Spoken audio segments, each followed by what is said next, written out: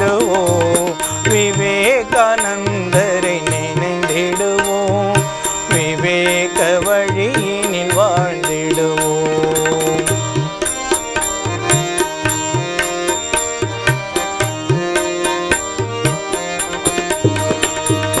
தொண்டும் துறவும் போற்றிடுவோம், இதயத்தை கோவில் ஆக்கிடுவோம். தொண்டும் துறவும் போற்றிடுவோம், இதயத்தை கோவில் ஆக்கிடுவோம். விவேகானந்தரின் குரலை முழங்கி, விவேகானந்தரின் குரலை முழங்கி, சிங்கமென நாம் சிலித்தெழுவோம், விவேகானந்தரை நினைந்திடுவோம், விவேக வழியினில் வாழ்ந்திடுவோம்.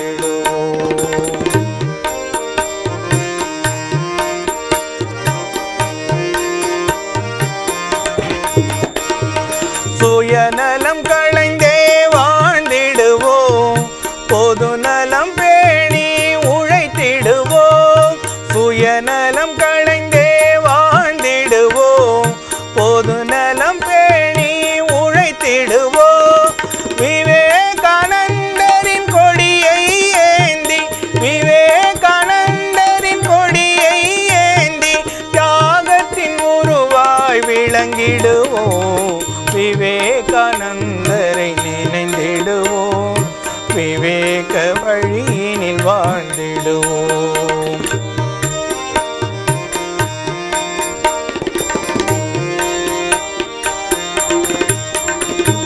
முனிவர்கள் பரம்பரை நாம் என்போம், பக்தியும் முக்தியும் பெற்றிடுவோம். முனிவர்கள் பரம்பரை நாம் என்போம், பக்தியும் முக்தியும் பெற்றிடுவோம். விவேகானந்தரின் படையாய் விளங்கி, விவேகானந்தரின் படையாய் விளங்கி, மங்களம் என்றும் சேர்த்திடுவோம், விவேகானந்தரை நினைந்திடுவோம், விவேக வழியினில் வாழ்ந்திடுவோம். விவேகானந்தரை நினைந்திடுவோம், விவேக வழியினில் வாழ்ந்திடுவோம், விவேக வழியினில் வாழ்ந்திடுவோம், விவேக வழியினில் வாழ்ந்திடுவோம்.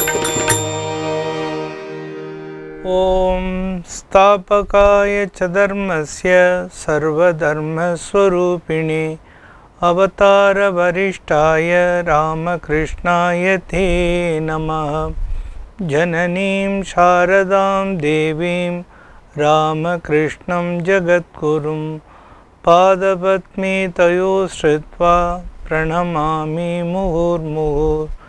नमस्ते यतिराजाय विवेकानन्दसूरये सच्चित्सुखस्वरूपाय स्वामिने तापहारिणे. தெளிவு குருவின் திருமேனி காண்டல், தெளிவு குருவின் திருநாமம் செப்பல், தெளிவு குருவின் திருவார்த்தை கேட்டல், தெளிவு குரு குரு சிந்தித்தல் தானே. அனைத்து அன்பர்களுக்கும் பக்தர்களுக்கும் எனது அன்பான வணக்கத்தை தெரிவித்துக் கொள்கின்றேன். விவேகானந்தரை நினைந்திடுவோம், விவேக வழியில் வாழ்ந்திடுவோம் என்ற தலைப்பின் கீழ் சுவாமி விவேகானந்தரின் வாழ்க்கையின் செய்தியை நாம் தொடர்ந்து பார்த்து கொண்டு வருகின்றோம். கடந்த வாரம் சுவாமி விவேகானந்தர் அந்த சர்வமத மகாசபையிலே பேசிய பிறகு எப்படி பல இடங்களுக்கும் சென்று சொற்பொழிவு செய்தார் என்பதை பற்றி பார்த்தோம். அதனைத் தொடர்ந்து இந்த வாரம் அங்கு நடந்த நிகழ்வுகளை ஒரு சிலவற்றை நாம் பார்க்க இருக்கிறோம். சர்வமத மகாசபையில் அவர் உலகப் புகழ் பெற்றவுடன் அவருடைய பேச்சை கேட்பதற்காக பலரும் அவரை அழைத்திருக்கிறார்கள். அந்த வகையில் சுவாமி விவேகானந்தர் பல இடங்களுக்கு சென்று ஒரு நாளைக்கு 3 முறை அல்லது 4 முறை என்று சொற்பொழிவு செய்து முடிந்தவரை நம்முடைய நாட்டினுடைய ஆன்மீக தத்துவங்களையும் பண்பாடு மற்றும் கலாச்சாரத்தையும் அங்கே பரப்பி கொண்டிருக்கிறார். சுவாமி விவேகானந்தர் இங்கேருந்து அமெரிக்காவுக்கு போவதற்கான காரணம் என்னவென்று நமக்கு முன்பே தெரியும். நம் நாட்டுடைய இந்த வறுமையை போக்கி இந்த நாட்டை மீண்டும் அதனுடைய உன்னதமான நிலைக்கு கொண்டு வர வேண்டும், அதற்கு கல்வி அளிக்க வேண்டும், அந்த கல்வி அளிப்பதற்கு அவருக்கு பொருளுதவி வேண்டும். இந்த பொருளுதவியை தேடித்தான் சுவாமி விவேகானந்தர் அமெரிக்காவுக்கு சென்றார் என்பதை நாம் பார்த்தோம். இந்த சர்வமத மகாசபை சிகாகோவில் நடந்ததே அதற்கு ஒரு வாய்ப்பாகவே சுவாமி விவேகானந்தர் பயன்படுத்தினார் என்பதையும் பார்த்தோம். ஆனால் அங்கு போன பிறகுதான் சுவாமிஜிக்கு தெரிகிறது, இந்த இந்து மக்களுக்காக, இந்திய மக்களுக்காக கிறிஸ்தவர்களிடமிருந்து பணம் பெறுவது எவ்வளோ கடினமானது என்பதை அவர் அங்கே உணர்ந்தார். அவ்வளோ எளிதாக அவர்கள் தருவதற்கு தயாராக இல்லை. அவர்கள் நமக்கு உதவி செய்தது எல்லாம், பணம் கொடுத்தது எல்லாம் அந்த கிறிஸ்டியன் மிஷனரிகள் மூலமாக மதம் மாற்றுவதற்காகத்தான் கொடுத்தார்களே ஒழிய உண்மையிலேயே நாம் நம்முடைய நிலையிலிருந்து உயர்வதற்கு நமக்கு உதவி செய்வதற்கு அவர்கள் தயாராக இல்லை. ஸோ அவர் எதிர்பார்த்த அந்த பணம் அங்கே கிடைக்கவில்லை என்ற பொழுது சுவாமி விவேகானந்தர் தான் உழைத்து சம்பாதிக்க வேண்டும். அதாவது உழைப்பு என்றால் இங்கே அவர் பல இடங்களுக்கு சென்று லெக்சர் கொடுத்து அதிலேருந்து வரக்கூடிய பணத்தை சேர்த்து நம்ம அந்த மிஷனை, அதாவது நம்முடைய நாட்டிலே கல்வியை பரப்ப வேண்டும் என்ற எண்ணத்தோடு நிறைய சொற்பொழிவு செய்யணும், கடுமையாக உழைக்கணும். ஆனால் நம்முடைய திட்டத்தெல்லாம் ஒரு ஓரமாக வைத்துவிட்டு இப்பொழுது நிறைய பாடுபட வேண்டும் அப்படின்னு சொல்லி முடிவெடுக்கிறார். சொற்பொழிவு செய்து பணம் சம்பாதிக்க வேண்டும் என்று சுவாமிஜி நினைக்கிறார். நம்மூர்லேருந்து முன்னாடியே அங்கே போனேன் ஒரு சிலர், அதாவது சமண மதத்தை ரெப்ரசன்ட் பண்ண வீரசந்த் காந்தி அப்படின்ற ஒருத்தர், இன்னும் மகாராஷ்டிராவிலேருந்து சென்ற ஒரு கிறிஸ்துவ அம்மையார் சொராப்ஜி அப்படின்ற ஒரு அம்மையார், அவர்கள் எல்லாம் முன்னாடியே சொற்பொழிவு பல இடங்களில் கொடுத்து பணம் சம்பாதித்து கொண்டிருக்கிறார்கள். அது மாதிரி தானும் அங்கு பணம் சம்பாதிக்கலாம்னு நினைக்கிறார். அதற்காக அவர் அங்கே உள்ள ஒரு லெக்சர் பீரோ, அதாவது அவங்கக்கிட்ட ஒரு எம்ஏஓவில் சேர்ந்துக்கிட்டோம்னா, ஒரு கான்ட்ராக்டில் சேர்ந்துக்கிட்டோம்னா அவர்கள் இவருக்கு வேண்டிய லெக்சர்லாம் ஏற்பாடு பண்ணுவாங்க. ஆனால் அவங்க பணம் எடுத்துக்கிட்டு ஏதாவது நமக்கு ஒரு பணத்தை கொடுப்பார்கள். அந்த மாதிரி இருக்கக்கூடிய ஒரு லெக்சர் பீரோ, அதனுடைய பேர் ஸ்லைடன் லைசியம் என்ற ஒரு லெக்சர் பீரோவுடன் சுவாமிஜி 3 ஆண்டுகளுக்கு ஒரு ஒப்பந்தம் செய்து கொண்டு பல இடங்களில் சென்று சொற்பொழிவாற்றுகின்றார். ஒரு நாளைக்கு 2-3 சொற்பொழிவுகள் என்று செய்து கொண்டிருக்கிறார். இப்போ அப்படி தொடர்ந்து அவருக்கு படிக்கிறதுக்கு கூட நேரம் இல்லை, ஏதாவது சிந்திக்கிறதுக்கு கூட நேரம் இல்லாத ரொம்ப டயர்டாகி படுக்கிறார். ஒவ்வொரு இடத்துலையும் சொன்னதே திருப்பி சொல்லாமல் புதுசாக சொல்ல வேண்டியதாக இருக்குது. ஸோ இப்படி அவர் எப்படி அந்த மாதிரி அவரால் லெக்சர் கொடுக்க முடிஞ்சது அப்படின்னு சொல்லி நிறைய பேருக்கு வியப்பாக இருந்தது. முன்னாடியே நமக்கு தெரியும், குரு மகாராஜ் எந்த புஸ்தகம் படிக்கலைன்னாலும் நிறைய ஆன்மீக தத்துவங்கள் எல்லாம் அவர் எல்லாருக்கும் வாரி வழங்கி சொல்லி கொண்டிருக்கின்ற பொழுது அவரிடத்திலே கேட்பார்கள், நீங்கள் எப்படி இப்படி புது ஐடியாவெல்லாம் சொல்கிறீங்க, இவ்வளோ கருத்துக்களை எங்கேருந்து உங்களுக்குலேருந்து வருது அப்படின்னு சொல்லும்பொழுது, அம்மா எனக்கு தள்ளி கொடுத்து கொண்டிருக்கிறார். அதாவது கிராமங்கள்லாம் நெல் அளக்கும்போது அந்த குறைய தள்ளி விட்டுக்கிட்டே இருப்பாங்க ஒரு பக்கத்தில் அளக்க. அதே மாதிரி நான் பேச எனக்கு வேண்டியவற்றையெல்லாம் அன்னை எனக்கு அளித்து கொண்டிருக்கிறார் என்று குரு மகாராஜ் சொல்வார். அதே மாதிரி சுவாமி விவேகானந்தரும் ஒவ்வொரு நாளும் பேசிட்டு அவர் படுக்கின்ற பொழுது நாளைக்கு என்ன பேசணும் அப்படின்னு சொல்லி மனசுக்குள்ளே அவர் நினைத்து பார்க்கின்ற பொழுது நாளைக்கு என்ன பேச போகிறோமோ அப்படின்றதுலேயே அவர் தூங்கிடுறார். ஆனால் அவருடைய மனதிலிருந்து தூரத்திலேருந்து யாரோ பேசுகிற மாதிரி கேட்குது. அந்த பேச்சை அவர் கவனிக்கின்ற பொழுது அதில் நாளைக்கு பேச வேண்டிய விஷயங்கள் எல்லாம் இருக்கிறது, என்னென்னலாம் பேசணும் அப்படின்ற மாதிரி அந்த மனசில் தூரத்திலேருந்து கேட்குது. சில நாளைக்கு அவர் மட்டும் இல்லை, பக்கத்து அறையில் இருந்தவர்கள் கூட கேட்டுக்கொண்டு இருந்திருக்கிறார்கள்.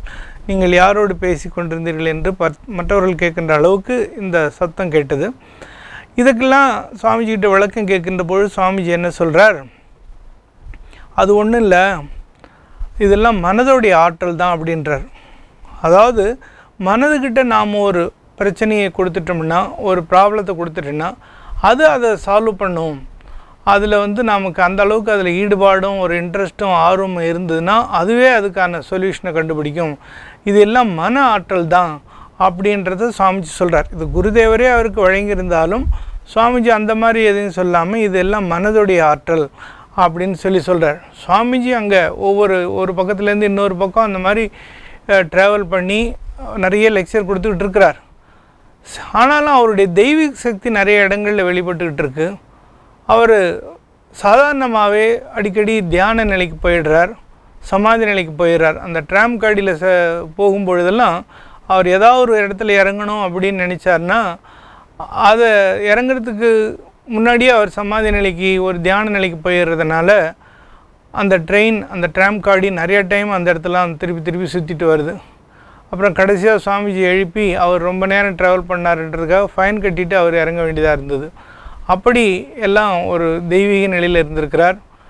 மேலும் அமானுஷ்யமாக சில ஆற்றல்கள்லாம் அவர்கிட்ட வெளிப்படுறதை பார்த்தது. ஆனால் அவருடைய பேச்சு ஒரு கவர்ச்சியாக இருக்கிறது. அவர்கிட்ட இந்த ஆன்மீக சக்தி எல்லாம் வெளியிடுறதுனால நிறைய பேர் அவர்களால் ஈர்க்கப்படுகிறார்கள். ஒவ்வொருத்தரும் பார்க்கின்ற பொழுதே சுவாமிஜி அவங்களுடைய முழு லைஃப்பும், அதாவது அவங்களுடைய கடந்த காலம் என்ன, அவங்களுடைய எதிர்காலம் என்ன, அவங்களுடைய நிகழ்காலம் என்ன, அத்தனையும் அவருக்கு வெளிப்படையாக தெரிகிறது. இதெல்லாம் பரிசோதிப்பதற்கும் நிறைய பேர் அவர்கிட்ட அது மாதிரிலாம் கேட்குறாங்க. என்னுடைய பாஸ்ட் என்னென்னு உங்களால் சொல்ல முடியுமா, எங்களுடைய கடந்த காலம் என்னென்னு சொல்ல முடியுமா அப்படின்னு. சுவாமிஜி அதெல்லாம் சொல்கிறதுக்கு விருப்பப்படலைனாலும் அவங்களோட வற்புறுத்துறாங்க. உடனே சுவாமிஜி அவங்கள நோக்கி ஒரு தடவை பார்த்தா போதும் அவங்க பயந்தே போயிடுறாங்க. ஏன்னா அவங்களுக்குள்ளே இருக்கக்கூடிய அனைத்து ரகசியங்களையும் வெளில விடுற மாதிரி அவங்க ஃபீல் பண்ணுறாங்க. அதனால் கத்திட்டு, சுவாமிஜி என்ன பண்ணுறீங்க, என்னை விட்டுருங்க அப்படின்ற மாதிரி அவங்க கேட்கக்கூடிய அளவுக்கு அவருடைய பார்வை அவ்வளோ கூர்மையாக இருக்கிறது. சுவாமிஜியோடைய ஆற்றல் அந்த அளவுக்கு வெளிப்படுகிறது. ஒரு தடவைலாம் சுவாமிஜி லெக்சர் கொடுத்துட்ருக்கும்பொழுது அந்த ஒரு வீட்டுக்கு போயிருக்கிறாரு. அந்த வீட்டில் ஒரு அம்மா சுவாமிஜியை வச்சு ஒரு அறையில் பூட்டிட்டு வெளியிலேருந்து வரவேற்பு அறையில் எல்லோரும் உட்காந்துக்கிட்டு இருக்கிறாங்க. நிறைய பேர் அங்கே சந்திக்கிறாங்க. அந்த அம்மா வரும்போது திடீர்னு அந்த வரவேற்பு அறையில் சுவாமிஜியை பார்க்குறாங்க. அவங்களுக்கு ஒரே ஆச்சரியம். இப்போ தானே சுவாமிஜி அந்த அறையில் வைத்து பூட்டிகிட்டு வந்தோன்னு திருப்பி போய் அந்த அறையை திறந்து பார்த்தா சுவாமிஜி அங்கேயும் அதே எப்படி அமர்ந்து கொண்டிருந்தாரோ அதேமாரி அமர்ந்து கொண்டிருக்கிறார்.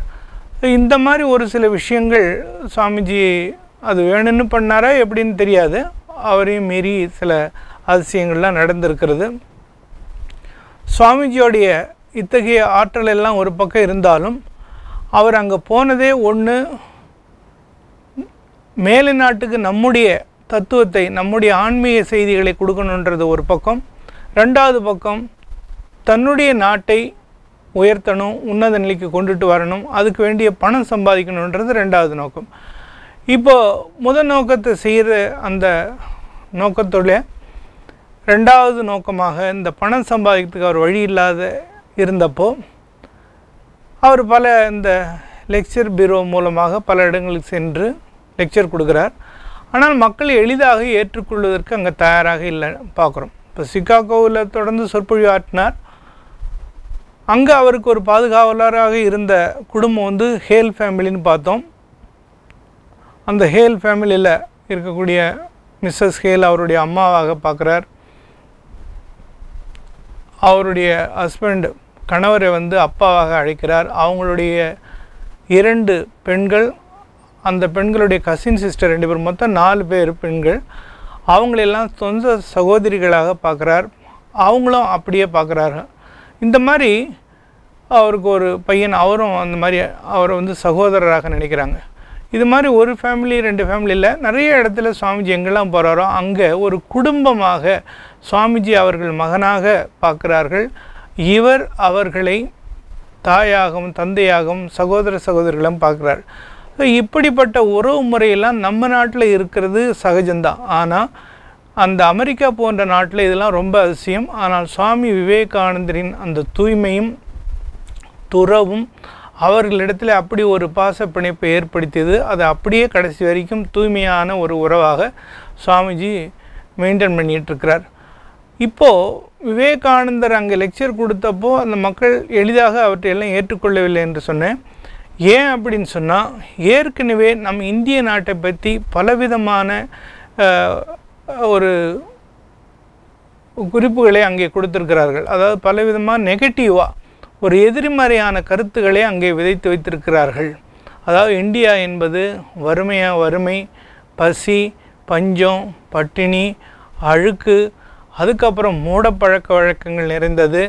முக்கியமாக பெண்களை உயிரோடு கொளுத்துவாங்க, பெண் குழந்தைகளை முதலிக்கு போட்டுருவாங்க, அப்புறம் பக்தர்கள்லாம் தங்களை இம்சை பண்ணிப்பாங்க, தேர் சக்கரத்தில் தங்களை பலியிட்டுப்பாங்க. இப்படி பலவிதமான விஷயங்களை சொல்லி அது ரொம்ப கொடூரமான நாடு, நாம் தான் அதை காப்பாற்றணும், ஆங்கிலேயர்கள் தான் அந்த நாட்டை காப்பாற்றிக்கிட்டு இருக்காங்க, கிறிஸ்டியன் இயேசுநாதர் மட்டும்தான் அவங்களுக்கு ஒரே வழி, அவங்கள காப்பாற்ற முடியும், இயேசுநாதர் மட்டும்தான் காப்பாற்ற முடியும், இப்படியெல்லாம் அங்கே விதைக்கப்பட்டிருக்கிறது. நம்ம நாட்டை பற்றி அவர்கள் ஒரு எதிர்மறையான காட்சியை அங்கே சித்தரித்திருந்தார்கள். இங்கே சுவாமிஜி போகின்ற பொழுது சுவாமிஜி இடத்துல அனைவரும் அப்படிப்பட்ட கேள்விகளை கேட்கிறார்கள். எங்கே உங்கள் நாட்டில் குழந்தையெல்லாம் முதலிக்கு போடுவாங்களா, பெண்கள் எல்லாம் குளித்துருவாங்களா, எல்லோரும் தேர் சக்கரத்தில் பள்ளியிட்டுப்பாங்களா அப்படின்ற வகையிலெல்லாம் கேட்குறாங்க. ஸோ இதுக்கெல்லாம் ஒரு சுவாமிஜி பதில் சொல்ல வேண்டியதாக இருக்குது. பல இடங்களிலும் அத்தகைய ஒரு நிலையெல்லாம் போக்கி அவர்களுடைய மன கருத்துக்களை எல்லாம் மாற்றணுன்றதுக்காக சுவாமிஜி நிறைய பாடுபட வேண்டியதாக இருக்குது, கஷ்டப்பட வேண்டியதாக இருக்குது. அப்படி அவருடைய கருத்தினால் ஈர்க்கப்பட்டு பலர் சுவாமிஜியை சூழ்ந்து வருகின்ற பொழுது அவர்களெல்லாம் என்ன நினைக்க ஆரம்பிச்சிருக்கிறாங்க, சுவாமிஜி நிறைய பேரை மதம் மாற்றுறார், சுவாமிஜி நம்ம ஊரில் எல்லாரையும் மதம் மாற்றிக்கிட்டு இருக்கிறார் அப்படின்னு சொல்லி நிறைய எதிர்ப்பு பண்ணி சுவாமிஜியை நேரடியாகவே அவர் சிகாகோவிலேருந்து டெட்ராய்ட்ன்ற இடத்துக்கு போகிறார். போன அன்றைக்கே அங்கே ஒரு பெரிய பனி புயல் அடிக்குது. ஆனால் அங்கே சுவாமிஜியோடைய செயல்பாடும் அப்படி தான் இருந்தது, ஒரு புயல் மாதிரி சுழண்டு அவர் லெக்சர் கொடுத்தார். ஆனாலும் நிறைய பேர் அவர்கிட்ட நேரடியாகவே அவரை ஏசுகின்றார்கள், திட்டுகின்றார்கள், அவர் மதம் மாற்றுகிறார் என்று குறை சொல்கின்றார்கள். அவங்கள பற்றி அவர் எதுவுமே சொல்லக்கூடாது என்று நினைக்கிறார்கள், அவங்களுக்கு குறை சொல்லக்கூடாது அப்படின்னு சொல்லி. ஆனால் நம் நாட்டை பற்றி எவ்வளோ வேண்டுமானாலும் அவர்கள் தரக்குறைவாக பேசுகின்றார்கள். நம்முடைய மதத்தை பற்றியும் முக்கியமாக அந்த காலகட்டத்தில் மதவெறி, இனவெறி, அதுவும் இவர் கிட்டத்தட்ட கருப்பராகவே தான் ட்ரீட் பண்ணாங்க.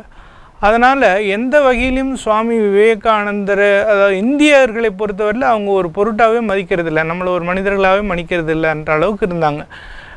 கருப்பர்களை வெறுக்கிற அளவுக்கு வெறுக்கலைனாலும் இந்தியர்களையும் அதே மாதிரி நிலையில் தான் அமெரிக்கர்கள் வைத்திருந்தார்கள் என்று தான் சொல்ல வேண்டும்.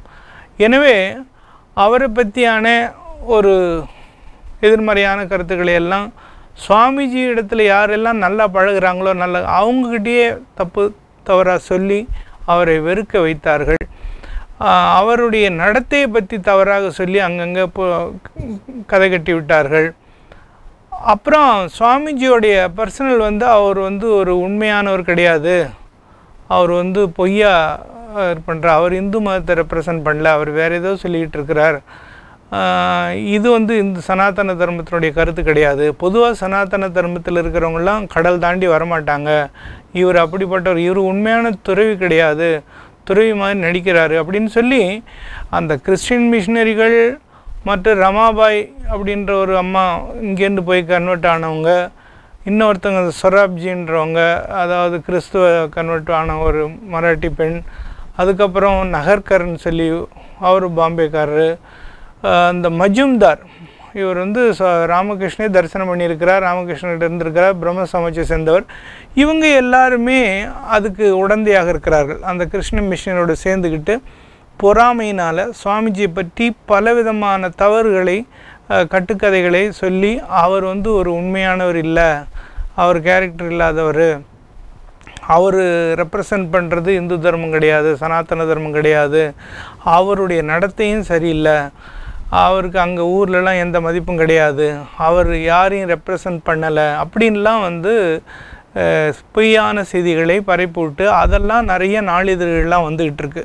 அப்படி வருகின்ற பொழுது சுவாமிஜிக்கு ஒரு நெருக்கமாக சப்போர்ட் பண்ணவங்களே ஒரு ஒரு சந்தேகம் வர ஆரம்பிக்குது. அவங்களும் மனசு தளர்றாங்க. இப்போ சுவாமிஜி வந்து உண்மையாக இல்லையா ஒரு போலியானவரான்னு. அப்போது தன்னை விரும்பக்கூடியவர்களுக்காகவாவது தான் யாருன்றதை காமிக்கணும்னு சுவாமிஜி நினைக்கிறார். நான் வந்து இந்து சமயத்தை ரெப்ரசன்ட் பண்ணுறேன், இந்து மக்களுடைய சார்பாக தான் நான் இருக்கிறேன் அப்படின்னு சொல்கிறதுக்கு அவருக்கு எந்த விதமான ஒரு ப்ரூஃபும் கிடையாது. ஏன்னா வரும்பொழுதே அவர் வந்து ஒரு பிரதிநிதித்துவத்தை ரெப்ரசன்ட் பண்ணுற மாதிரி ஒரு சர்டிஃபிகேட்டோ எதுவும் வாங்கிட்டு வரல. இந்தியாவிலேருந்து அவருக்கு ஆதரவாக ஒரு குரலும் கேட்கலை. கிட்டத்தட்ட ஒரு வருஷம் ஆனால் கூட யாரும் இங்கேருந்து சுவாமி விவேகானந்தரை பாராட்டியோ பத்திரிக்கையில் ஒரு செய்தியோ ஒரு மீட்டிங் போட்டு அவருடைய செயலை என்கரேஜ் பண்ணுற மாதிரியோ எதுவுமே அங்கே வந்து சொல்லி அனுப்பலை. இப்போ சுவாமிஜிக்கு ஒரு சங்கடமாக போச்சு. ஏன்னா எதிரிகள் இடத்துல எப்படியோ இருந்துட்டு போகலாம், தன்னை விரும்புவர்களுக்காவது ஒரு ஆதரவாக ஒரு செய்தி வரலையே அப்படின்னு சொல்லி இப்போது மத எதிர்ப்பாளர்கள் இருக்கிறாங்க, இந்தியாவுக்கு வந்த கிறிஸ்டின் மிஷினரிகள் இருக்கிறாங்க, இந்த ரமாபாய் வட்டம் இருக்கிறாங்க, மற்ற இந்தியாவிலேருந்து அங்கே போய் கலந்துக்கிட்ட இந்த மஜும்தார், நகர்கர், சொராப்ஜி, தியோசபிஸ்ட், இவங்க எல்லாம் ஒன்றா சேர்ந்துக்கிட்டு சுவாமிஜி எப்படி எல்லாம் தடுக்கணும், சுவாமிஜி எப்படி எல்லாம் அழிக்கணுமோ அப்படியெல்லாம் திட்டம் போட்டுக்கிட்டு இருக்காங்க. ஒரு இடத்துல ஒன்றுமே அவங்க வந்து பொய்யான செய்தியெல்லாம் கிளப்பி விடுறாங்க சுவாமிஜியை பற்றி. அதெல்லாம் மீறி வந்தால் அவருக்கு சில இடத்துல பாய்சனே வச்சிடுறாங்க. குரு மகாராஜோடைய அருளால் குரு மகாராஜே அந்த இடத்துல தோன்றி அந்த காஃபியை குடிக்காத, அதில் பாய்சன் இருக்குது அப்படின்லாம் சொல்லியிருக்கிறார். ஸோ அப்படி சுவாமிஜியை வந்து கொல்றதுக்கு கூட முன் வந்துட்டாங்க. அப்புறம் சுவாமிஜி ஒரு மகான் கிடையாது, இந்தியாவில் இருக்க மகான்கள்னால் அவங்களாம் வந்து நிறையா சித்து வேலைகள்லாம் செய்யணும், இவருக்கு சித்து வேலைலாம் எதுவுமே தெரியாது அப்படின்னு சொல்லி அது ஒரு பக்கம். சித்து வேலை செஞ்சால் தான் அவர் மகான், இவர் வந்து சும்மா வாய்ஸ் அவடால் தான் அப்படின்னு சொல்லி அதுவும் பத்திரிக்கையில் வருது. இப்போ அவர் ஒரு கூட்டத்துக்கு கூப்பிட்றாங்கன்னு சொன்னால் அந்த இப்பொழுது விவேகானந்தர் இந்த கூட்டத்துக்கு போகிறார், அவர் சித்து வேலை செய்வாரா இல்லை வெறும் சவடால் தான் செய்வாரா சொல்லுவாரா அப்படின்னு சொல்லிலாம் எழுதுகிறாங்க. அதாவது சித்து வேலை ஏதாவது மிராக்கள் பண்ணணும், அப்போ தான் அவர் மகான்னு ஏற்றுக்க முடியும் அப்படின்னு சொல்கிறாங்க. ஆனால் சுவாமிஜி அதிலெல்லாம் விருப்பம் இல்லாத நமக்கே தெரியும். குரு மகாராஜும் அதெல்லாம் வெறுத்தவர். அப்படி இருக்கும் பொழுது அவர் சித்து வேலை செய்கிறதுக்காக அங்கே போகல. அப்புறம் அவர் அதுக்கெலாம் விளக்கம் சொல்கிறார், இந்த மாதிரி சித்து வேலை செய்கிறது எங்களுடைய நோக்கம் இல்லை, உண்மையான ஆன்மீகத்துக்கும் அதுக்கும் ரொம்ப தூரம் அப்படிலாம் அவர் வந்து அங்கே விளக்கம் சொல்ல வேண்டியதாக இருக்குது. அவருடைய அந்த விளக்கத்துக்கு பதில் அந்த அவர் சித்து வேலை செய்ய மாட்டார் என்பதற்கு அந்த நாட்டு சில அவருடைய பக்தர்களே அதுக்கெல்லாம் பதில் எழுதுகிறாங்க. அதாவது ஜீசஸுடைய கடைசி நாளில் கூட பல முட்டாள்கள் வந்து அவருக்கு மேல் நம்பிக்கை இல்லாமல் அவருக்கு அந்த சிலுவையில் அறையிறதுக்கான தண்டனை கொடுத்த போது கூட நீ ஏதாவது சித்து வேலை செய்து உன்னை காப்பாற்றிக்கோ அப்படின்னு சொன்னப்போ இயேசுநாதர் எந்த விதமான சித்து வேலையும் செய்யாமல் அதற்கு உடன்பட்டார். அப்படி பெரிய பெரிய மகான்கள் எல்லாம் சித்து வேலை செய்யறதுக்காகலாம் விருப்பப்பட மாட்டாங்க. அந்த மாதிரி இவர் வந்து அப்புறம் அந்த நாட்டில் அந்த இனவெறி மதவெறி தலைவிரித்தாடிய அந்த நாட்டில் நிறைய பேரை அவர் வந்து அவங்களுடைய மனதையெல்லாம் மாற்றி இந்து தர்மத்தை பற்றி தெரிந்து கொள்ள செய்தார், இந்து நாட்டை மேலே ஒரு அன்பு கொள்ள செய்தார். இதையெல்லாம் அவரால் சாதிக்க முடிஞ்சுது. இதை விட பெரிய மிராக்கள் வேறு என்ன வேணும்? அதாவது அந்த நாட்டு மக்களை, அந்த மதத்தில் இருந்தவர்களெல்லாம் தன்னுடைய அந்த தத்துவத்தை மேலே விருப்பம் கொள்ள செய்து இந்து தர்மத்தை பற்றி அறிந்து கொள்வதோடு மட்டுமல்லாமல் இந்து தர்மத்தை ப்ராக்டிஸ் பண்ணவும் அவங்களாம் தயாராக வந்தாங்கன்னா அப்படிப்பட்டதை சுவாமி விவேகானந்தர் சாதித்தார். ஸோ இப்படி சுவாமி விவேகானந்தருக்கு ஆனால் இப்போது ஒரு கஷ்டம் வந்தது. அதாவது தன்னை யாருன்னு இங்கே சொல்கிறதுக்கு எதுவுமே இல்லை. அவரை வந்து ஒரு உயர்ந்தவர், அவர் வந்து ஒரு பொய்யானவர் அல்ல, இந்து தர்மத்தினுடைய பிரதிநிதியாகத்தான் வந்திருக்கிறார் அப்படின்னு சொல்கிறதுக்கு அங்கே எந்த விதமான அத்தாட்சியும் இல்லை. சிகாகோ பார்லிமெண்ட்டில் எப்படியோ பேசிட்டார். ஆனால் மற்ற இடங்கள்லையும் அவருக்கு வந்து எந்த விதமான ஆதரவும் இல்லாததுனால அவர் இப்போது இந்தியாவுக்கு கடிதம் எழுதுகிறார். ஆலசிங்க பெருமாளுக்கெல்லாம் எழுதி இந்த மாதிரி, அப்பா நீங்கள் வந்து நம்ம நாட்டில் ஒரு 2-3 இடத்துலையாவது ஒரு மீட்டிங் கண்டக்ட் பண்ணுங்கோ, அதாவது என்னை இங்கே அனுப்பி வச்சதுக்கு ஒரு பாராட்டு தெரிவித்து, அதாவது என்னுடைய வேலையில் உங்களுக்கு திருப்தியாக இருக்குன்னு சொல்லி ஒரு பெரிய பெரிய ராஜா, ராமநாதபுர ராஜா, கேத்திரி ராஜா, அந்த மாதிரி பல ராஜாக்களெல்லாம் கூப்பிட்டு அவங்ககிட்டலாம் ஒரு நல்ல செய்தியை வாங்கி அதையெல்லாம் நீங்கள் பத்திரிகையில் பிரசுரம் பண்ணி அதனுடைய காப்பியை இங்கே அனுப்பி இந்த அமெரிக்க பத்திரிகைகள் அதெல்லாம் பிரதிபலிக்க செய்யுங்க, பிரசுரம் பண்ணுங்க. அப்போ தான் இங்கே இருக்கிறவங்களை வந்து நான் உண்மையானவன்றதை நம்புவாங்க. இல்லாட்டி நான் ஒரு ஃப்ராடு, நான் ஒரு போலியானவன் அப்படின்னு நினச்சிட்டு இருக்கிறாங்க அப்படின்னு சொல்லி சுவாமிஜி இங்கே கடிதம் எழுதுகிறார் இந்தியாவுக்கு. ஆனால் இந்தியாவில் அந்த கடிதம் வந்து சேர்ந்தது. ஆனால் சேர்ந்த அப்புறம் அவங்க செயல்பட ஆரம்பித்தாங்க. ஆனால் இவர்கள் வந்து ஒரு அந்த இந்தியாவு மக்களுக்கே உள்ள ஒரு சோம்பேறித்தனத்தினால இங்கே நடக்கிற செயல்பாடு எதையுமே சுவாமிஜிக்கு சொல்லாமல் அவங்க பாட்டுக்கு சைலண்ட்டாக பண்ணிகிட்டு இருக்காங்க. கிட்டத்தட்ட எவ்வளோ ஒரு 4-5 மாதம் கழித்து கூட அவருக்கு ஒன்றும் பதில் போகாதனால சுவாமிஜி ரொம்ப சோர்ந்துடுறார். நான் வந்து ஒரு சாதாரண ஒரு 2 வார்த்தை சொல்கிறது அவங்களுக்கு ஒன்றும் பெரிய கஷ்டமாக இருக்காது, ஈஸியாக செஞ்சுருவாங்க அப்படின்னு நினச்சேன். ஆனால் அங்கே இந்தியாவில் இந்த ஒரு விஷயத்தை கூட அவங்களால செய்ய முடியல. ஒரு மீட்டிங் போட்டு ஒரு பாராட்டு விழா வச்சு ஒரு தேங்க்ஸு, இந்த சிகாகோ பார்லிமெண்ட் ஏற்பாடு பண்ணவங்களுக்கு ஒரு தேங்க்ஸ் சொல்லி ஒரு அனுப்புறதுக்கு கூட உங்களால் முடியல. இனிமேல் கடவுள் தான் என்னை காப்பாற்றணும் அப்படின்னு சொல்லி. ஏன்னா என்னை நேசிக்கிறவர்கள், எனக்கு நண்பராக இருக்கிறவர்கள் கூட என்னை கைவிடுற அளவுக்கு ஆகிட்டாங்க. அதுக்கு காரணம் அந்த அளவுக்கு இந்த கிறிஸ்டியன் மிஷினரிகளும் நம்மூர்லேருந்து வந்திருக்கவங்களும் தியோசபிஸ்டுக்காரங்களும் எனக்கு எகெயின்ஸ்டாக பேசுகிறாங்க, எழுதுகிறாங்க. பத்திரிக்கையிலெல்லாம் நாளும் வந்துக்கிட்டு இருக்கு. ஒவ்வொரு நாளும் நான் பார்த்துக்கிட்டு இருக்கேன். என்னை பற்றி எனக்கு கவலை இல்லை. ஆனாலும் என் மேலே நம்பிக்கை வச்சுருக்கக்கூடிய நண்பர்களுக்கு ஒரு திருப்தி ஏற்படுத்துறதுக்காவது நீங்கள் இதை செஞ்சுருக்கணும், நீங்கள் செய்வீங்கன்னு எதிர்பார்த்தேன். ஆனால் உங்கள்கிட்டேருந்து எந்த ஒரு பதிலும் வரல அப்படின்னு சொல்லி சுவாமிஜி ரொம்ப உருக்கமாக எழுதுகிறார். ஆனால் அதுக்குள்ளேயே நம்ம அலசிங்க பெருமாள் மொத்தம் கல்கட்டாவில், பெங்களூரில் அப்படின்னு சொல்லி நிறைய மீட்டிங் கண்டக்ட் பண்ணி பெரிய பெரிய மனிதர்களிடத்துலேருந்தெல்லாம் பாராட்டு பத்திரம்லாம் வாங்கி அதெல்லாம் வாங்கி பத்திரிக்கையில் திடீர்னு எல்லாமே பிரசுரம் ஆகிட்டது. சுவாமிஜி எதிர்பார்த்ததை விட அதிகமாக அவருக்கு வந்து ஒரு பாராட்டுகள் குவிந்தது, அந்த அங்கீகாரம் கிடைத்தது. அதுக்கப்புறம் அவருடைய நண்பர்கள் எல்லாம் அவரை வந்து விடாமல் பாதுகாத்தார்கள். ஆனால் இந்த நேரத்தில் சுவாமிஜிக்கு வந்து இந்த பொதுவாக லெக்சர் கொடுக்கறது அவருக்கு ரொம்ப பிடிக்கல. மேலும் இந்த லெக்சர் பீரோக்காரன் வந்து நிறைய பணம் சம்பாதிக்கிறான். ஆனால் சுவாமிஜிக்கு வந்து கொஞ்சமாக தான் கொடுக்குறான். சொல்கிறார் ஒரு இடத்துல, $2500 நான் வந்து சம்பாதிக்கிறேன், ஆனால் எனக்கு $200 தான் கொடுக்குறாங்க அப்படின்னு சொல்கிறார். ஸோ அந்த மாதிரி அவர் உழைச்சா கூட அவருக்கு ஒன்றும் பைசா கிடைக்க மாட்டேங்குது. அப்புறம் அந்த லெக்சர் பீரோவில் இருக்கிற வரைக்கும் அவர் வேறு எங்கேயும் போய் பேச முடிய மாட்டேங்குது. அவர் வேறு யாராவது கூப்பிட்டாலும் அதுலேருந்து பணம் வந்தால் கூட அவங்களுக்கு கட்ட வேண்டியதாக இருக்குது. ஒரு சுதந்திரம் இல்லாமல் இருக்குது. இது என்னப்பா பெரிய இதில் மாட்டிக்கிட்டோமே, அதுலேருந்து விடுபட முடியாதோன்னு நினச்சார். ஆனால் அங்கே ஒருத்தர் மிஸ்டர் ஃபார்மர் அப்படின்னு சொல்லி அவர் சுவாமிஜி ரொம்ப நேசித்தார். அவர் ஒரு பணக்காரர். அவர் வீட்டிலலாம் தங்கியிருக்கிறார் சுவாமிஜி. அது மாதிரி மிஸ்ஸஸ் பாக்லே அப்படின்ற ஒரு வீட்டில் தங்கியிருக்கிறார், கிறிஸ்டின் வீட்டில்.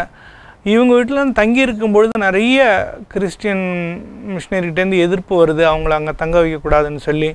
அந்த வீட்டுக்காரங்க அந்த எதிர்ப்பெல்லாம் மீறியும் சுவாமிஜிக்கு பாதுகாப்பு கொடுத்து அவரை தங்க வச்சு அவருக்கு வேண்டிய உதவிகளை செஞ்சாங்கன்னும் போது கடவுள் தான் அவரை காப்பாற்றினார் நம்ம சொல்ல முடியும். அவ்வளோ சுவாமி விவேகானந்தர் தான் அச்சீவ் பண்ணினது அமெரிக்காவிலேருந்து அவ்வளோ ஈஸியாக இல்லை அப்படின்றத தெரிஞ்சுக்கிட்டார். நாமளும் தெரிஞ்சுக்கணும் எவ்வளோ கஷ்டப்பட்டிருக்கார் சுவாமிஜி அங்கே அப்படின்னு சொல்லி. இதுக்கப்புறம் அவருக்கு வந்து இந்த பொதுவாக லெக்சர் கொடுத்து அதனால் ஒன்றும் பெரிய பிரயோஜனம் இல்லை.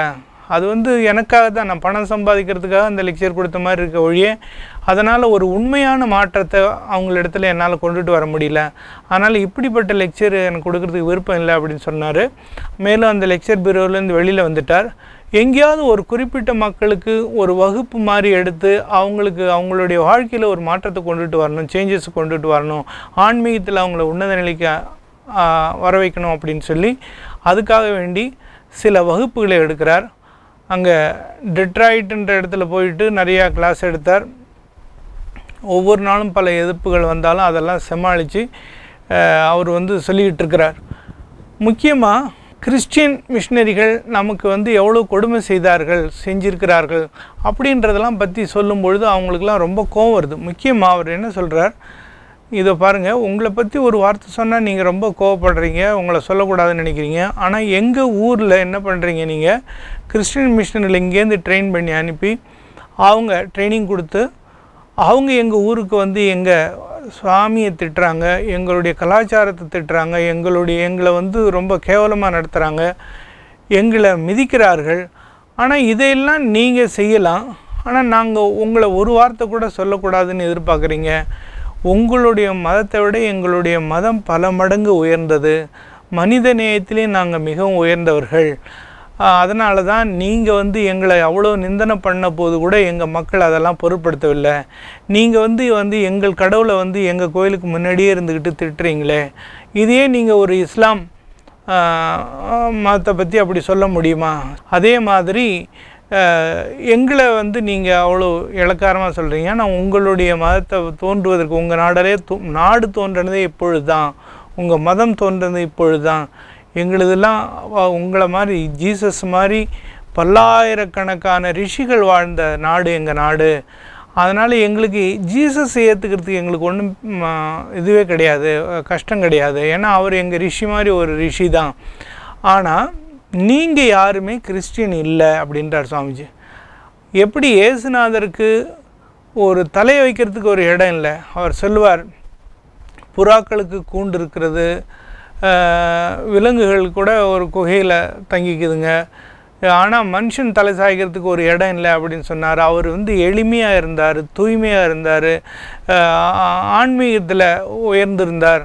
அப்படிப்பட்ட மனிதர்களாக நீங்கள் எங்கள் வீடு தேடி வந்தீங்கன்னா நாங்கள் உங்களை வரவேற்று உங்களுக்கு வரவேற்கிறோம். ஆனால் நீங்கள் எல்லாம் ஆடம்பரத்தை அடிப்படையாக கொண்டு மதத்தை நடத்துகிறீங்க. இது வந்து கிறிஸ்டியானிட்டி கிடையாது. இது நீங்களெல்லாம் கிறிஸ்துவர்கள் இல்லை. உண்மையாக நீங்கள் வந்து வாழணும், உண்மையாக நீங்கள் வந்து ஆன்மீகத்தில் உயரணும்னு சொன்னால் கோ பேக் டு ஜீசஸ், மீண்டும் நீங்கள் இயேசுநாதரிடத்தில் செல்லுங்கள் அப்படின்னு சொல்லி அவங்களுக்கெல்லாம் அட்வைஸ் பண்ணுறார். அவங்க வந்து ஃபாலோ பண்ணுறாங்க, கிறிஸ்டியன் தங்களை சொல்கிறாங்களே ஒழிய அவங்களாம் உண்மையான கிறிஸ்டியன் இல்லை. ஏன்னா ஜீசஸ் எப்படி வாழ்ந்தாரோ அப்படி நீங்கள் வாழும்பொழுது தான் உண்மையான கிறிஸ்தவர்களாக ஆவீர்கள். ஆனால் உங்களுடைய வாழ்க்கை முறையெல்லாம் ஆடம்பரத்தை அடிப்படையாக கொண்டிருக்கிறது. அங்கே வந்து அது மாதிரி சொல்கிறாங்க. மேலும் அவர்கள் வந்து நம்மளை நிந்திக்கிறார்கள். நீங்கள்லாம் வந்து முதலைக்கு குழந்தைய போடுறீங்க, ஒரு உங்களே நீங்கள் டார்ச்சர் பண்ணிக்கிறீங்க, சாட்டையால் அடிச்சுக்கிறீங்க, தேர் சக்கரத்தில் இது பண்ணுறீங்க அப்படின்லாம் அவர் வந்து சாமிஜி படிக்கும்போது சாமி சொல்கிறார், ஆமாம் நாங்கள் அதனால் மத வெறியர்கள் நீங்களே அப்படின்னு சொல்லும்போது, ஆமாம் நாங்கள் மத வெறியர்கள் தான், நாங்கள் எங்களை தான் இம்சப்படுத்திப்போம், நாங்களே தேர் சக்கரத்தில் பள்ளிக்கிட்டுக்கிறோம், நாங்களே முதலைக்கு போட்டுக்கிறோம், இதெல்லாம் பண்ணிக்கிறோம். ஆனால் நீங்கள் என்ன பண்ணுறீங்க, அடுத்தவங்கள தூக்கி அந்த மாதிரி பண்ணுறீங்க, அடுத்தவங்கள தூக்கி தீயில் போட்டு கொளுத்துறீங்க, அடுத்தவங்கள கொலை பண்ணுறீங்க, அடுத்தவங்கள தூக்கில் போடுறீங்க, இந்த அளவுக்கு மதவெறி அது நீங்கள் செய்கிறீங்க அப்படின்னு சொல்லி அவர்களுக்கெல்லாம் பதில் கொடுக்குறார். நாங்கள்லாம் வந்து இந்த சூன்யக்காரின்னு சொல்லி யாரையும் கொளுத்துறதுலாம் கிடையாது. அங்கே கிறிஸ்டியன் அந்த இது பிரகாரம் என்னென்னா, கடவுளை யாரும் பார்க்க முடியாது, கடவுளோட யாரும் பேச முடியாது, இயேசுநாதர் மட்டும்தான் அதை செய்ய முடியும், அவர் தான் ஒரே வழி அப்படின்னு சொல்கிற அந்த கோட்பாடு இருக்கிறதுனால யாராவது தங்களை நான் கடவுளை உணர்ந்திருக்கிறேன், கடவுளை நான் கண்டிருக்கிறேன்னு சொன்னால் அது கடவுளுக்கு எதிரான வார்த்தைன்னு சொல்லி அவங்கள வந்து கொலை பண்ணிவிடுவாங்க. ஸோ அப்படிப்பட்ட ஒரு மோசமான நிலை எங்களுது இல்லை அப்படின்றதெல்லாம் சுவாமிஜி அவர்களுக்கு வந்து சொல்ல வேண்டியதாக இருந்தது. சொன்னார். இப்படி பல எதிர்ப்புகளை சந்தித்து சுவாமி விவேகானந்தர் அங்கே போராடி நம்முடைய இந்திய நாட்டினுடைய ஆன்மீக தத்துவங்களை அவர்களுக்கு கொஞ்சம் கொஞ்சமாக புகட்டி அவருடைய மனதை உயர்நிலைக்கு, இப்படி பல எதிர்ப்புகள் வந்தாலும் சுவாமி விவேகானந்தர் அவங்கள ரொம்ப வெறுக்கலை. காரணம், அவர்கள் அந்த மாதிரி போதிக்கப்பட்டிருக்கிறார்கள், எதிர்மறையான கருத்துக்கள் அவர்களுக்குள்ளே சென்றிருக்கிறது. இப்படி பல எதிர்ப்புகளை சந்தித்து சுவாமி விவேகானந்தர் பொறுமையோடு இந்த சோதனைகளை எல்லாம் தாங்கி நம் நாட்டினுடைய பெருமையை அந்த அயல் நாட்டிலே ஆரம்ப காலங்களில் எடுத்துரைத்தார். குறிப்பாக இந்த ஆன்மீக கருத்துக்கள் இதில் சுவாமிஜிக்கு சாட்டிஸ்ஃபேக்ஷன் இல்லாததுனால அவர் வந்து ஏதாவது ஒரு உண்மையான ஆன்மீக ஈடுபாடு கொண்டவர்களை கொண்டுட்டு போய் தனியாக அவங்களுக்கு வகுப்பு எடுக்கணும் அப்படின்னு சொல்லி கிரீன் ஏக்கர் அப்படின்ற ஒரு இடத்த தேர்ந்தெடுத்து அங்கே போய் இயற்கை சூழ்நிலையில் மரத்துக்கடியில் அமர்ந்து அதில் விருப்பம் உள்ள ஒரு சில ஆண்களும் பெண்களையும் அங்கே வைத்து கொண்டு அவர்களுக்கு நம் நாட்டு குருகுல மாதிரி பல ஆன்மீக கருத்துக்களை எல்லாம் கொடுத்து ஆன்மீக பயிற்சி அளித்து அவர்களை ஒரு உயர்ந்த நிலைக்கு சுவாமி விவேகானந்தர் ஆன்மீகத்தில் செழிக்க வைத்தார். இந்த கிறிஸ்டியன் பிரிவிலேயே ஸ்பிரிச்சுவலிஸ்ட்னு ஒரு ஆவிகளோடு பேசக்கூடியவர்கள்னு ஒரு குரூப், அவர்களும் சுவாமிஜியோடைய அந்த உண்மையான ஆன்மீகம் அப்படின்னு சொல்லிட்டு, ஆன்மீகத்தில் இந்த மேஜிக் இதெல்லாம் வந்து ரியல் ஆன்மீகம் கிடையாது, அதெல்லாம் சித்து வேலைகள், அதெல்லாம் தேவையில்லை அப்படின்னு சொல்லலாம் பேசும்பொழுது, அவங்க வந்து தங்களுடைய பொழப்பு கெடுதுன்னு சொல்லிட்டு அவங்களும் சண்டைக்கு வந்து சுவாமிஜியை மிரட்டி அவருடைய சொற்பொழிவு ஆற்றுறதெல்லாம் நிறுத்தணும் அப்படின்னு சொல்லி பயமுறுத்துகிறாங்க. ஆனால் சுவாமிஜி அதுக்கெல்லாம் பயப்படுறவர் இல்லை, சாகடிச்சிருன்னு கூட மிரட்டுறாங்க, அதுக்கெல்லாம் பயப்படல. அது மாதிரி ஃப்ரீ திங்கர்னு சொல்லிட்டு சில பேர், அது ஒரு குரூப், அந்த குரூப் வந்து சுவாமிஜி மிரட்டுறாங்க, சுவாமிஜியை பணிய வைக்கிறாங்க. ஆனால் சுவாமிஜி அவர்களுக்கும் பணியாமல் உண்மையான ஆன்மீகத்தை பிரச்சாரம் பண்ணாங்க. ஈவன் சயின்டிஸ்ட்லாம் கூட சேர்ந்துக்கிட்டு சுவாமிஜி வந்து பல வகையில் கேள்வி கேட்டு மடக்கலான்னு சொல்லி வராங்க, அவர்களையும் சுவாமிஜி வென்றுறார். இப்படி அந்த கிறிஸ்டியன் உலகத்தில் அவர்கள் சுவாமிஜியை பலவாறு தொந்தரவு பண்ணி அவருடைய முன்னேற்றத்துக்கு தடை வைத்திருக்கிறார்கள், அவரை அழிப்பதற்கு முற்பட்டிருக்கிறார்கள், அவருடைய பிரச்சாரத்தை தடுத்திருக்கிறார்கள், அவரை வெல்கம் பண்ண வீடுகளுக்கெல்லாம் சென்று அவரை மறுக்க சொல்லி சுவாமிஜியை கூப்பிட்டுருப்பாங்க, இன்வைட் பண்ணியிருப்பாங்க, சுவாமிஜி போனால் அந்த வீடு கதவு பூட்டியிருக்கும், திருப்பி சுவாமிஜி திரும்பி வருவார். அந்த மாதிரிலாம் நிறைய கொடுமைக்கு ஆளாயிருக்கிறார் சுவாமிஜி. அதையெல்லாம் வென்று சுவாமி விவேகானந்தர் அந்த நாட்டில் வேதாந்த சொசைட்டி என்ற ஒரு அமைப்பை வந்து ஏற்படுத்தி, அந்த ஒரு சில இளைஞர்களுக்கும் பெண்களுக்கும் அவங்களுக்கு ஆன்மீக ட்ரைனிங் கொடுத்து, தனக்கு பின்னாடி அவர்கள் அதை தொடர்ந்து நடத்த வேண்டும் என்று சுவாமி விவேகானந்தர் அவர்களுக்கு கோச்சிங் கொடுத்துருக்கிறார். இது அடுத்தபடியாக அடுத்தடுத்த நகரங்களுக்கு சென்றிருக்கிறார் சுவாமிஜி. ஸோ இப்படி அமெரிக்காவிலுடைய அவருடைய சொற்பொழிவு தொடர்ந்து கொண்டிருக்கிறது. அடுத்த வாரம் இதனுடைய தொடர்ச்சியை நாம் காண்போம். அதுவரை உங்களிடமிருந்து விடைபெறுகிறேன். நன்றி, வணக்கம். ஓம் சாந்தி சாந்தி சாந்தி.